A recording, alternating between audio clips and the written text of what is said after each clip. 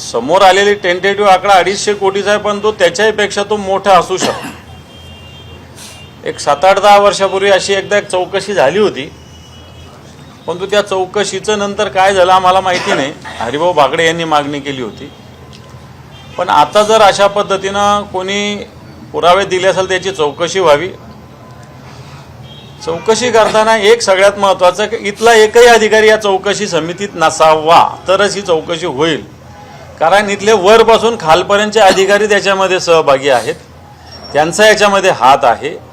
त्यामुळे याच्यामध्ये तांत्रिक स्वरूपात, आर्थिक स्वरूपात आणि नियम कायदे स्वरूपात याची चौकशी व्हावी. याचाच अर्थ याला चांगला अधिकारी बाहेरचा असावा, तो तांत्रिक ज्ञान असणारा. आर्थिकदृष्ट्या काय नुकसान झालं त्याच्यासाठी अर्थ विभागाचा अधिकारी असावा आणि नियम कायद्याचं नीट पालन झालं का नाही याच्यात न्याय विभागाचा माणूस असावा. एखादा रिटायर्ड मॅजिस्ट्रेट असला तरी चालू शकतो. अशा पद्धतीनं